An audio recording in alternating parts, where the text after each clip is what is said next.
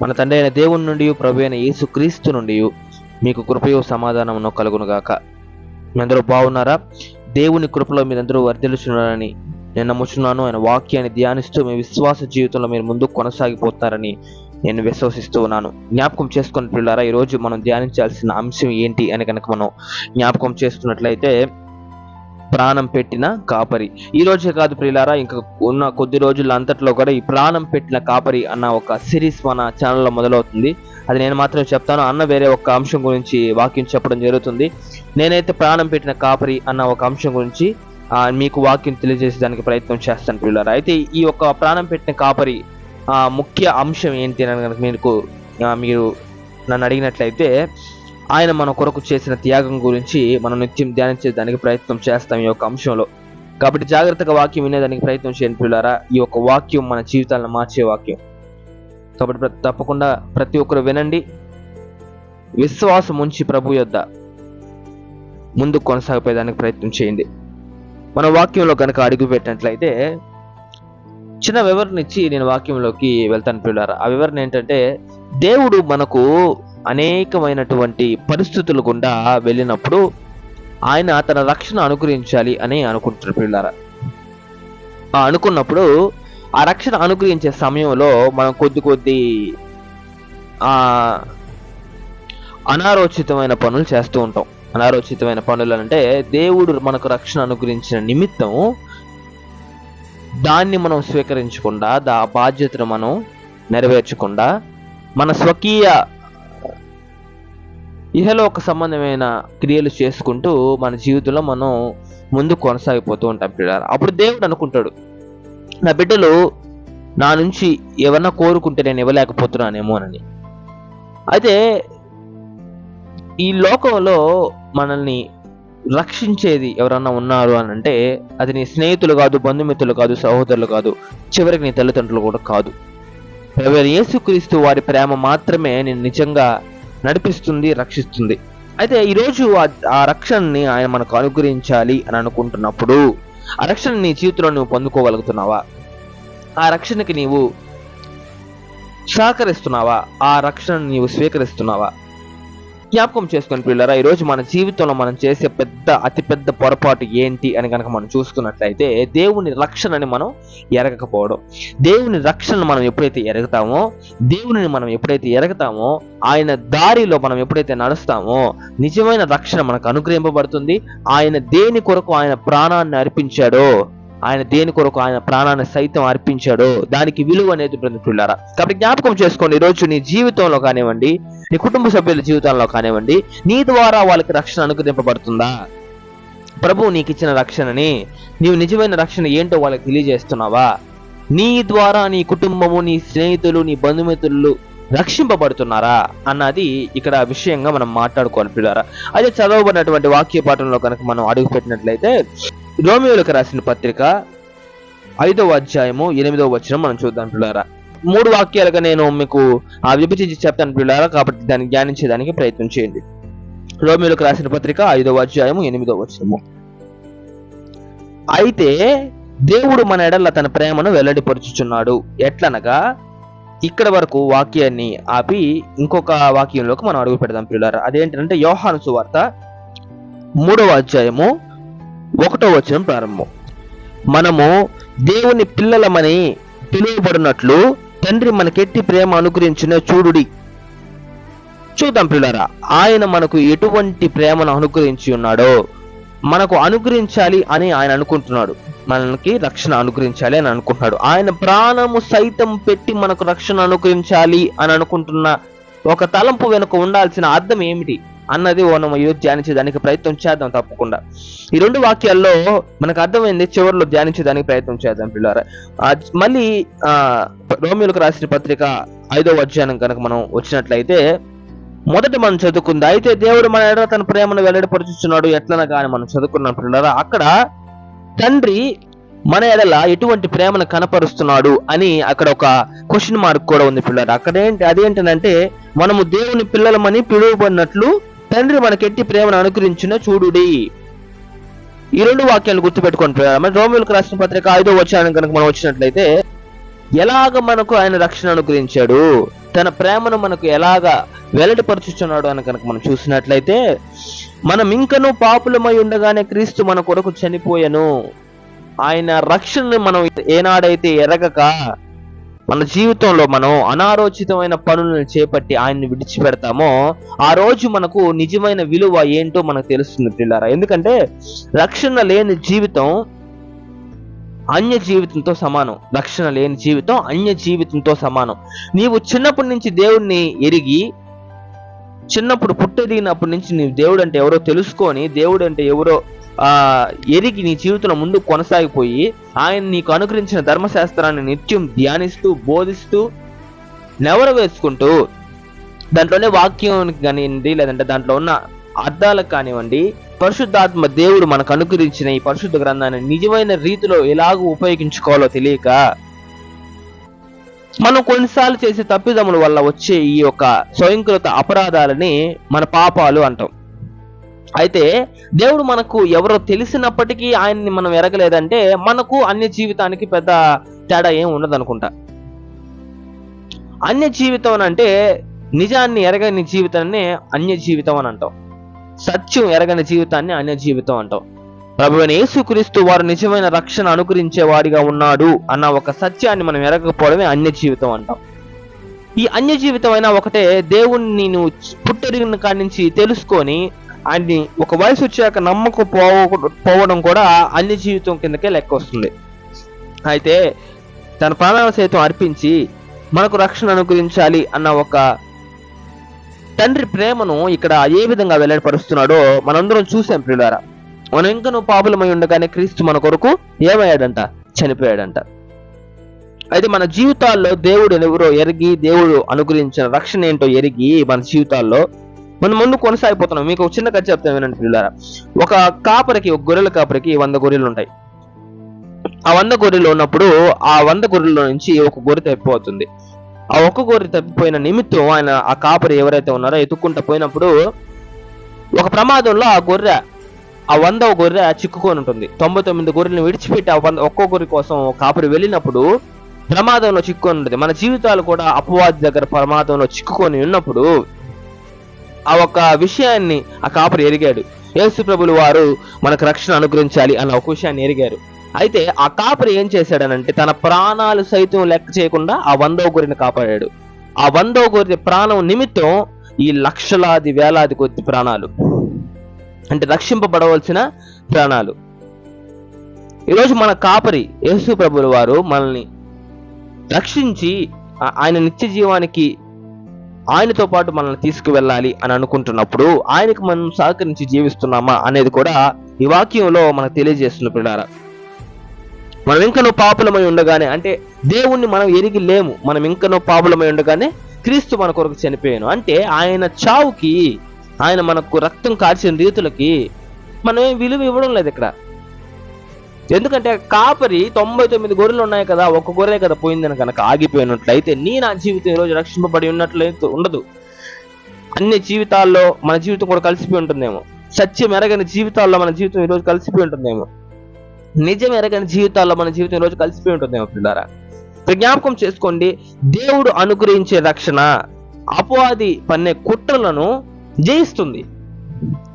మీరు ప్రార్థించిన ప్రతిసారి మీకు ఎలా దేవుడు అనుగ్రహింపబడిన విజయం నిమిత్తం మీకు మీ జీవితంలో కొన్ని అనుభవాలు ఏర్పడతాయి. నేను ప్రార్థన చేశాను, నాకు ఈ రక్షణ అనుగ్రహింపబడింది. నేను ప్రార్థన చేశాను, నాకు దేవుడు శక్తిని అనుగ్రహించాడు. నేను ప్రార్థన చేశాను, ఈ కొన్ని విషయాల్లో నాకు దేవుడు అనుభవం పుట్టించాడు. అయితే ఆ అనుభవాన్ని నువ్వు ఏ విధంగా ఉపయోగిస్తున్నావు? దేవుడు మనకు అనుగ్రహించే పెద్ద జ్ఞానపూరితమైన విషయం ఏంటి అని కనుక మనం ధ్యానించినట్లయితే, అపవాది దారిలో మనం నడవకూడదని నిత్యం దేవుడు మనకు బోధిస్తూ ఉంటారు పిల్లారా. అది ఎటువంటి సమయాల్లో అయితే మనం స్వయంకృత అపరాధాల వలన కలిగిన ఏవైతే ఒక పెయిన్, ఆ నొప్పి ఉంటుందో, ఆ నొప్పి ద్వారా దేవుడు నువ్వు చేసింది తప్పు, నువ్వు సొంతగా ఆలోచనలు తీసుకున్నప్పటికీ లేదా నీ సొంత నిర్ణయాలు తీసుకున్నప్పుడు నువ్వు ఎలాగే బోల్తా పడతావు. నీ సొంత నిర్ణయాలంటే అపవాది నిర్ణయాలు. ఎందుకనంటే ఈరోజు మన జీవితంలో దేవుడు అనుగ్రహించే శక్తి తెలుసుకున్నామంటే, దేవుడు, బాగా జాగ్రత్తగా వినండి, దేవుడు అనుగ్రహించే శక్తిని మనం తెలుసుకున్నామంటే ఆ 100వ గొర్రె ఏదైతే ఉందో 100వ గొర్రె ఆ జీవితాన్ని పోలిన జీవితాలు ఈరోజు మనందరి జీవితాలు అవుతాయి పిల్లారా. అదేంటి, అది ఆ 100వ గొర్రె అపరాధంలో ఉంది కదా, మన జీవితాలు అపరాధంలో పెట్టాలి అని దేవుడు అనుకుంటాడా అని నన్ను అడిగినట్లయితే అపాయంలో కాదు. ఆ 100వ గొర్రె అపాయంలో ఉంది, మనందరి జీవితాలు కూడా అపాయంలో పెట్టాలని దేవుడు అనుకుంటాడా అని నన్ను అడిగినట్లయితే అపాయంలో కాదు, అపాయంలో నుంచి రక్షించే వారి జీవితాలుగా మన జీవితాలు ఉంటాయి పిల్లారా. ఎందుకనంటే నిత్యం అపవాది పన్నే కుట్రలు అడుగు వేస్తే ఈరోజు అపవాది ఎన్నో కుట్రలు క్రైస్తవుల మీద పన్నుతుండగా, క్రైస్తవ్యానికి వ్యతిరేకత తెచ్చి తీసుకొస్తుండగా నిజమైన కాపరి, ప్రాణం పెట్టిన కాపరి మన కొరకు ఈరోజు ఏం తెలియజేస్తున్నాడంటే పరిశుద్ధ వాక్యం ద్వారా నిత్యం మెలకువ కలిగి జీవించుడి. ఆయన వాక్యాన్ని ఎప్పుడైతే మనం అనుసరిస్తామో, ఆయన మనకు అనుగ్రహించిన వాక్యాన్ని ఎప్పుడైతే ధ్యానిస్తామో, మన హృదయాల్లో ఉంచుకుంటామో, దాని నిమిత్తం జ్ఞానం పొందుకుంటామో, దేవుడు అప్పుడు మనకు చెప్తాడు ఇది మంచి ఇది. ఒకవేళ కనుక అలా చెప్పినట్లయితే తప్పకుండా దేవుడు నీతో మాట్లాడకపోతున్నాడనే లెక్క, మాట్లాడటం లేదు అనే లెక్క. దేవుడు నీతో మాట్లాడటం లేదు అంటే నిజమైన రక్షణ నువ్వు పొందుకోలేదనే లెక్క. నిజమైన రక్షణ నీ జీవితంలో నువ్వు పొందుకోలేదనంటే అపవాది దారిలో నువ్వు నడుస్తున్నావనే లెక్క. అపవాది దారిలో నువ్వు ఎందుకు నడుస్తున్నావనంటే ఆయన చేసిన త్యాగముకి నువ్వు విలువ నీ జీవితంలో ఇవ్వడం లేదు కాబట్టి. నీ కొరకు ఈరోజు ఎవ్వరు కూడా ఈ భూలోకంలో ప్రాణం పెట్టేవాళ్ళు లేరు. ఒకవేళ వస్తారా అంటే రారు, ఉన్నారా అంటే లేరు. మన కొరకు తన ప్రాణముని సైతం లెక్క చేయకుండా మనకు రక్షణ అనుగ్రహించాలి అనే ఒక నిమిత్తం,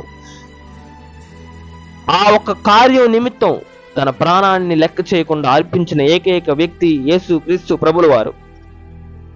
ఇంకెవరు రారంతే. నీ జీవితం రక్షింపబడాలని, నీ జీవితం సుఖవంతంగా కావాలని, నీ జీవితం ఒక పువ్వుల బాటలో నడిచే జీవితంగా ఉండాలని చెప్పి నీ స్నేహితులు ఎవరు చనిపోరు నీ కోసం, నీ తల్లిదండ్రులు చనిపోరేమో, నీ బంధుమిత్రులు ఎవరు చనిపోరేమో నీ గురించి. చనిపోయిన యేసుక్రీస్తు ప్రభుల వారి జీవితానికి నువ్వు ఎంత విలువను నీ జీవితంలో ఇచ్చి బతుకుతున్నావు. మనం ఇంకా నువ్వు పాపులమై ఉండగానే క్రీస్తు మన కొరకు చనిపోయాను. ఈరోజు నీ జీవితంలో, నా జీవితంలో మనం తెలుసుకోవాల్సిన విషయం ఏంటంటే దేవుడు మన కొరకు అనుగ్రహించిన ఈ ఒక ధర్మశాస్త్రాన్ని ఎంత మట్టుకు మనం ధ్యానించగలుగుతున్నాం పిల్లరా. దీంట్లోనే వాక్యాలు కానివ్వండి, దేవుడు మనతో మాట్లాడే ఒక మాటలను కానివ్వండి, దీంట్లోనే ప్రతి ఒక్క మాట కూడా ఆదరణ మాట అని నేను చెప్తాను. ఎందుకంటే బాధల్లో ఉన్నప్పుడు ఎన్నోసార్లు ఈ యొక్క పరిశుద్ధ గ్రంథం నాదుకుంది. ఎన్నో విధాలుగా దేవుడు నాతో ఈ పరిశుద్ధ గ్రంథంలో ద్వారా మాట్లాడాడు. ఈరోజు నీ జీవితం కూడా మార్పు పొందాలన్నా, అపవాది కుట్రలను నువ్వు తెలుసుకోవాలన్నా, నిజమైన రక్షణ నీ జీవితంలో నువ్వు పొందుకోవాలి. నిజమైన రక్షణ ఎలా అనుగ్రహింపబడుతుంది అని అంటే యేసుక్రీస్తు ప్రభువులు వారు చేసిన త్యాగానికి నువ్వు నీ జీవితంలో కొద్దిగైనా విలువించి బతుకుతున్నావా? కొద్దిగైనా ఆయన నీ కొరకు చేసిన త్యాగానికి నువ్వు ఎప్పుడైతే విలువనిచ్చి బతుకుతావో నీ జీవితం పువ్వులమయంగా అవుతుంది. ఆయన కొరకు బతికేవాడిగా నువ్వు అవుతావు. ఆయనకి సాక్షిగా నువ్వు మారేదానికి అవకాశం ఉంటుంది. కాబట్టి జ్ఞాపకం చేసుకున్నాం ప్రియులారా, మనందరం కూడా జ్ఞాపకం చేసుకోవాల్సిన విషయం ఏంటి అని అంటే దేవుడు మన కొరకు కాపరిగా ఉన్నాడు. 99 గొర్రెలు ఆయన ఉన్నగాను తప్పిపోయిన ఒక్క గొర్రె నిమిత్తం అపాయంలో చిక్కుకుంది అని ఆయన ప్రాణాలు సైతం లెక్క చేయకుండా మన ప్రాణాలని రక్షించి మనకు రక్షణ అనుగ్రహించాడు. నిజమైన రక్షణ.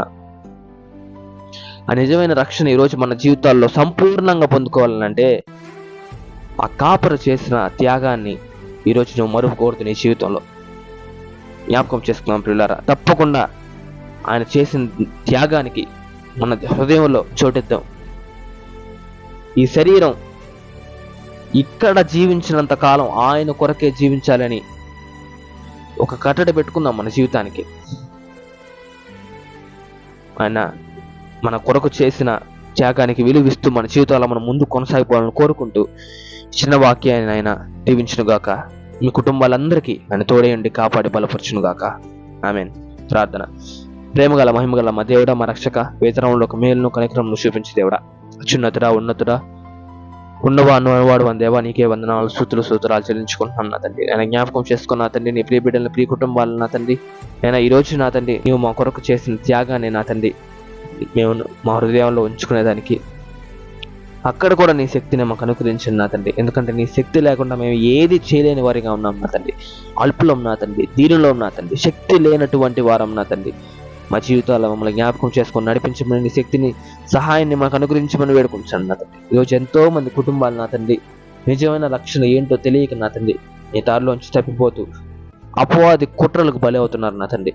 నేను వాళ్ళని జ్ఞాపకం చేసుకొని ఆశీర్వదించి వాళ్ళకి రక్షణ అనుగ్రహించి ఆయన ఒక్క గొర్రె నిమిత్తం నా తండ్రి నీవు నీ ప్రాణాలు సైతం లెక్క చేయకుండా నా తండ్రి నీ ప్రాణాలను అర్పించి నిజమైన రక్షణ నా తండ్రి ఆ ఒక్క గొర్రెకి అనుగ్రహించావు నా తండ్రి. ఆ ఒక్క గొర్రె జీవితాన్ని పోలిన జీవితాలని నా తండ్రి మా జీవితాలన్నీ కూడా మా జీవితాలకి నా తండ్రి నిజమైన రక్షణ నీవు అనుగ్రహిస్తున్న రీతిలో నీ స్థుతులు ఆచరించుకుంటున్నాం నా తండ్రి. మేము స్వీకరించి నా తండ్రి దానికి సహకరించి మా జీవితాల్లో మేము ముందు కొనసాగిపోయేదానికి నీ శక్తిని, సహాయాన్ని, విశ్వాసాన్ని నా తండ్రి కృపని మాలో బలపరచమని వేడుకుంటున్నాం నా తండ్రి. నీ శక్తిని మాకు అనుగ్రహించమని వేడుకుంటున్నాం నా తండ్రి. మాకు బలాన్ని అనుగ్రహించి నా తండ్రి నీ దారిలో నడిచేవారిగా మేము ఉండేదానికి, నీకు సాక్షులుగా జీవించేదానికి నా తండ్రి మాకు శక్తిని అనుగ్రహించమని వేడుకుంటూ ఈ క్రీస్తు పరిచయ ఛానల్ మరొకసారి నీ చేతులకు అప్పగించుకుంటున్నా తండ్రి. దీంట్లో ప్రార్థన విన్నపాలను పెట్టే ప్రతి ఒక్క బిడ్డని పేరు పేరు అంతను ఆశీర్వదించి కాపాడి బలపరిచి నీ శక్తిని, సహాయాన్ని అనుగ్రహించమని వేడుకుంటూ నిజమైన కాపరి నా తండ్రి ఏ విధంగా మా కొడుకు ప్రాణం పెట్టాడో ఒక త్యాగాన్ని నా తండ్రి మేము మరొక తప్పకుండా ప్రార్థన చేస్తూ మా జీవితాల్లో అనేకమైన